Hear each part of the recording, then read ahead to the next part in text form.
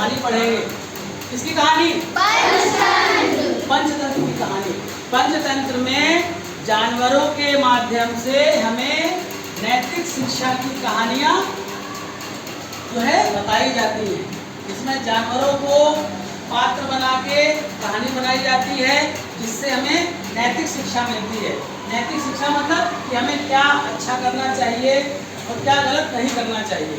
ठीक है, तो हमारे पास कहानी है पहली, बंदर और मगरमच्छ। ठीक है, एक नदी के किनारे एक जामुन के पेड़ पर एक बंदर रहता था। नदी के किनारे जामुन के पेड़ पर एक बंदर रहता था। उस पेड़ पर बहुत ही मीठे मीठे जामुन लगते थे। एक दिन मगरमच्छ खाना तलाशते हुए पेड़ के पास आया। कहाँ आया? कौन आया? बंदर। क्या तलाशते हुए? क्या तलाशते हुए? तलाशते हुए आया। बंदर ने उससे पूछा तो उसने अपने आने की वजह बताई। किसने अपने आने की वजह बताई? मगरमच्छ ने वजह बताई। किसने बताई?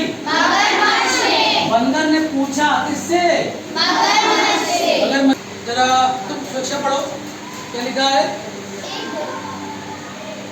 एक दिन उस मगरमच्छ ने कुछ जामुन अपने पत्नी को भी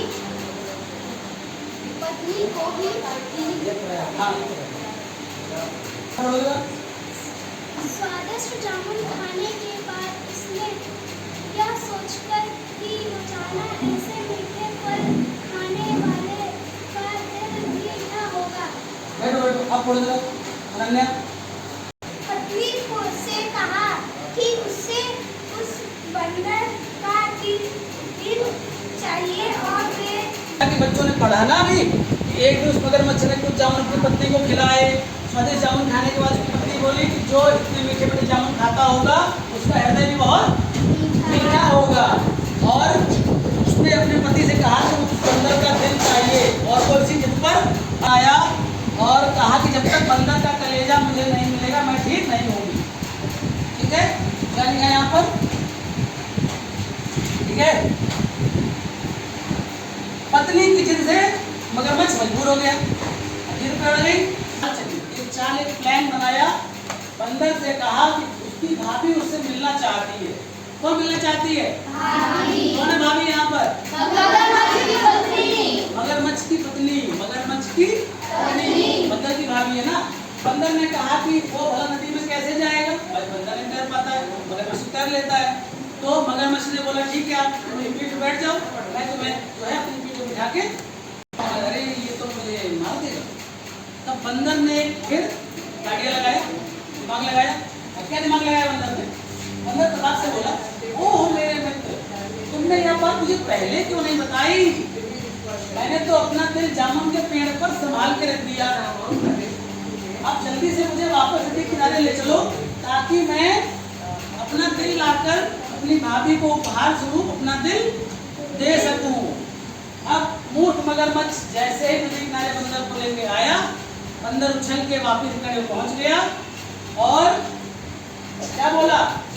मूर्ख, दिल के बिना भी क्या कुछ जिंदा रह सकता है? जा, आज से तेरी मेरी दोस्ती समाप्त। ठीक है, अभी इस कहानी से हमें क्या सीख मिलती है? पहली सीख मिलती है कि मुसीबत के क्षणों में धैर्य नहीं खोना चाहिए और अनजान से दोस्ती सोच समझकर करनी चाहिए। दूसरे मित्रता का सदैव सम्मान करें। अगर आपका कोई दोस्त है, गुड,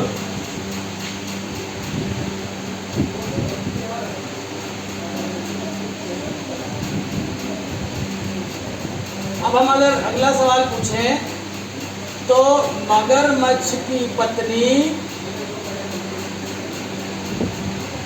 तब आप रिप्लाई करेंगे। ये जो है शाश्वत, मगरमच्छ की पत्नी क्या चाहती थी?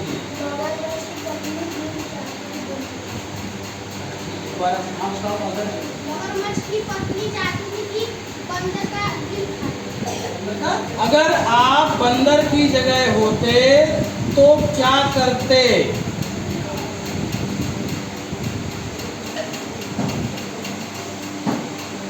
अगर आप बंदर की जगह होते तो क्या उपाय करते? हाँ सूर्यराज बताओ। अगर मैं बंदर की जगह होता तो मैं मगरमच्छ से कहता कि भाभी को मेरा कलेजा से अच्छा नहीं लगेगा, इसलिए मैं पेड़ से कुछ जामुन भी ले लूं। हाँ गुड, ये बात इससे क्या होगा ना, जैसे उसने कहा कि मैं कलेजा तो पेड़ पे रख के आ गया हूँ, तो ये पकड़ सकता था मगरमच्छ को, अगर उसको मूर्ख ना होता तो, अगर वो मूर्ख ना होता तो वो पकड़ लेता, ठीक है। अगर लेकिन अगर ये बात कहता कि ठीक है केवल कलेजा अच्छा नहीं लगेगा, कुछ जामुन भी ले चलते भाभी के लिए, तो मगरमच्छ को कहा हाँ हाँ ये बात तो ठीक है, जामुन भी ले लो, है ना। एक उत्तर इसका ये भी हो सकता है।